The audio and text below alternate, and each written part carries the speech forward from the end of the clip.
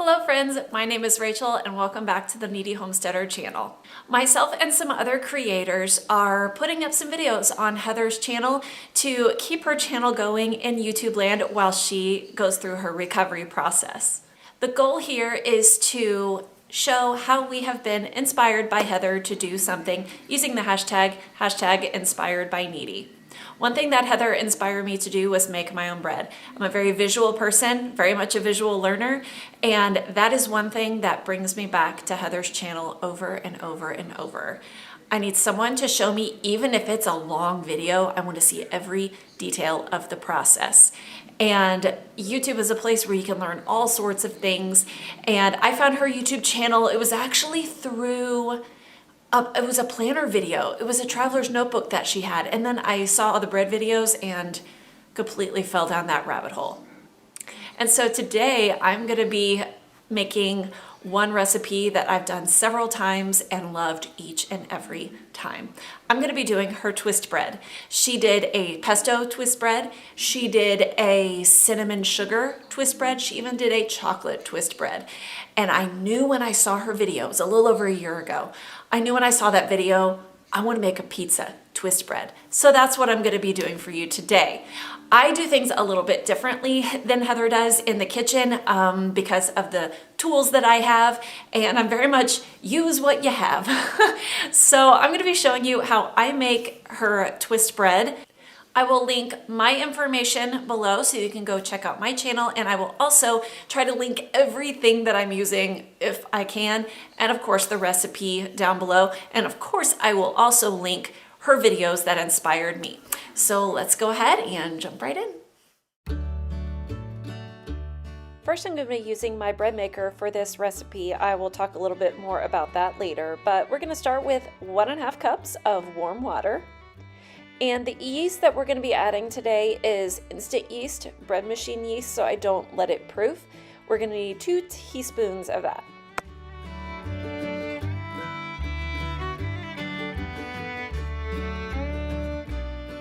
Next, we're adding 2 tablespoons of sugar. I just use plain white sugar. There may be some other substitutes that you can try, but just plain sugar works for me. And now 2 tablespoons of milk powder. This was something that I had to get beyond. I thought it was strange to add it, but y'all, it really makes it. And of course, Heather describes why in her videos. And I'm adding here 2 teaspoons of salt. I'm not good at filming doing this, so y'all are sweet to bear with me. But yeah, I'm adding 2 teaspoons of salt here. I just used regular salt. You can use sea salt, whatever you like. And of course, 2 tablespoons of softened butter. Mine got a little bit too soft.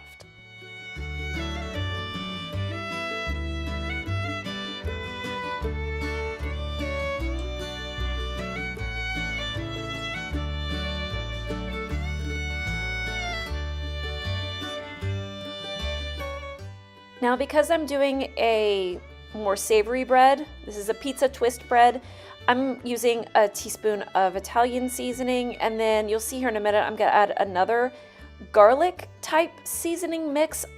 My husband got it at Walmart, and I can't really even tell what it's called, but it is so good. I need to find more. But you can add whatever Italian type seasoning you like. If you want to just add plain herbs or a seasoning mix, that's totally up to you. Now I'm gonna sift 4 cups of bread flour. Bread flour makes all the difference here. All-purpose flour is just fine in this, but because of the extra gluten, bread flour, I feel like, makes a huge difference in the sponginess of the bread. And so I'm adding 4 here, and y'all, I never used to sift my flour in anything. But ever since I started making bread, I always sift. I feel like it makes a huge difference. My mom was always sift, and I just started doing this, and Mama was right all along. Now, as you see, I'm using this bread maker, and the mixer that I have that I used for a long time trying to make my own bread, I have a standard KitchenAid mixer and a stand mixer, And while it's really great for cakes and cookies and things like that, the dough hook just doesn't knead the bread like it needs to be kneaded. And so I just use this for the kneading portion. Sometimes I bake bread in here, but I found that I don't like the shape of the bread when it comes out of the bread maker. And so I just use this for the kneading portion. It makes it a lot softer.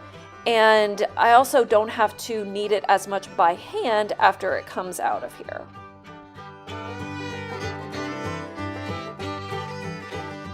Now in Heather's video, she says that you need to knead it in your stand mixer for 5 to 7 minutes, or even by hand 5 to 7 minutes. This is more like 25 or 30 minutes. Well, maybe not that long, but it's a while.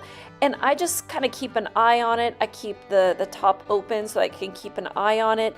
And when it looks right and feels right, then I will pull it out of the bread machine and turn it out onto my cutting board.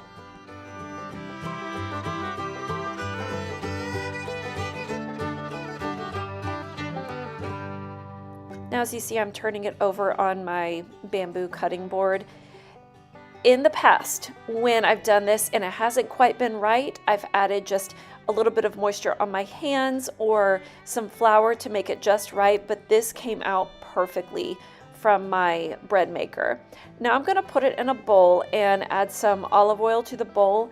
And as you can see, I got a little heavy-handed with the olive oil. It's okay, but you do not need as much as I just added. So I'm just gonna put it in there, swirl it around, and get it all ready to rise.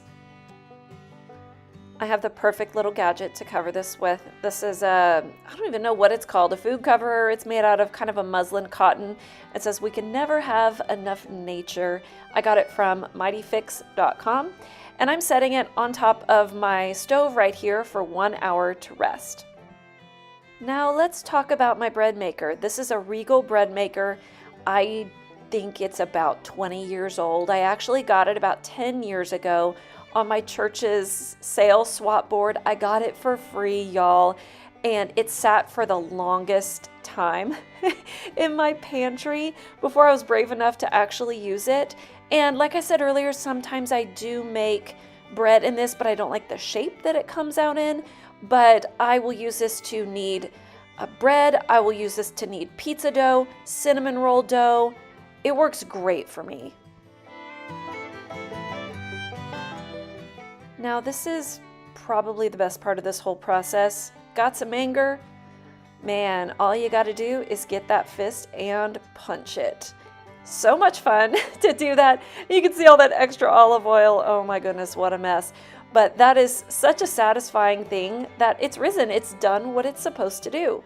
And here I'm rolling it out, and I love to get my hands in dough. I don't know about you guys, there's something so satisfying about it, but I love this part.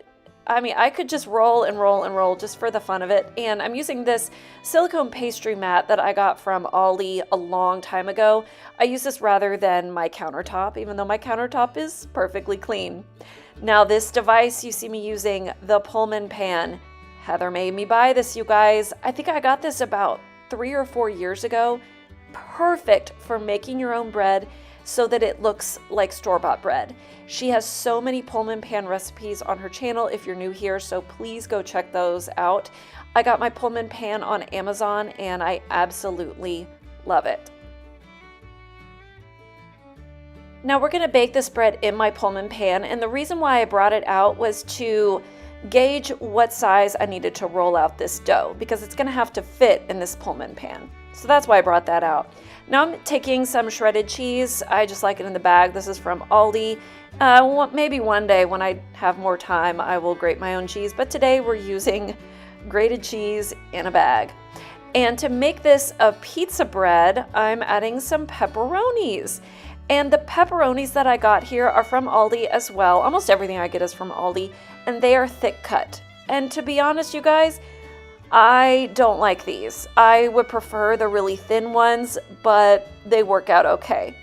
So while we decorate this pizza bread, I just want to talk about how I know Heather. I met her probably about 3 or 4 years ago through my friend Allison, who introduced us because she was selling LuLaRoe. Allison was selling LuLaRoe, and Heather and I became acquainted that way, and we're both homeschool moms. Our kids are close to the same age, and we just really bonded over that. And she's the sweetest person ever.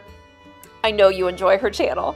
So as you can see here, I am rolling it up nice and tight. I'm closing the edges, pinching them a little bit, and pinching the edge around the dough. And if you roll it like that, it kind of presses that opening closed a little bit. Now, I could not find my pastry cutter. I don't know where it went, so I used the side of this spatula. And all I'm doing is taking the bread roll and dividing it in two. I should have kept the audio in here because I was cracking up going, oh, I'm messing this up so much. But I put it into 2 little loaves. As you can see, I'm just trying to rein in the madness, but I'm twisting them so that they fit in the Pullman pan. Oh my goodness, what a mess. But it turns out okay. Just trust me.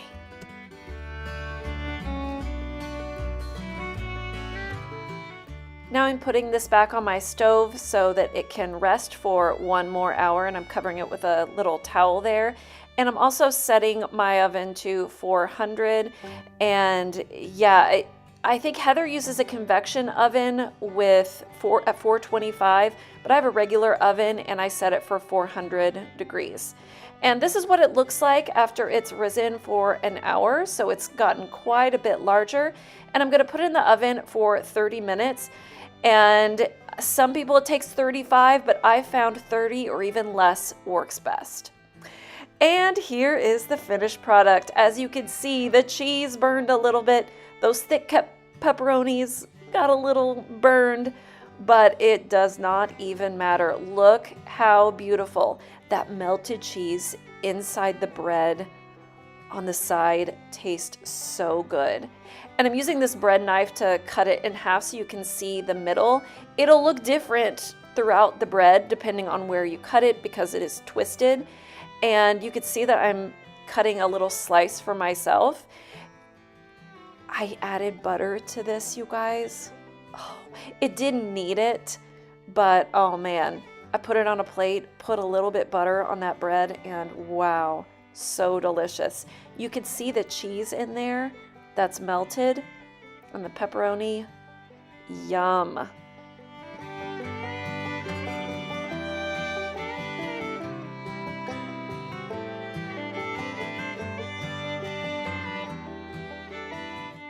So I hope you enjoyed this video today. If you did, please be sure to give it a thumbs up. And of course, if you are new here, if you've never been to Heather's channel before, hit her red subscribe button. Like I said, everything I can will be linked in the description box below. And I want just to encourage you to get in your kitchen and make some bread. Make it with your own little twist. Use your creativity so that you can also be inspired by Kneady. I hope you're having a great day, and we'll see you next time. Bye.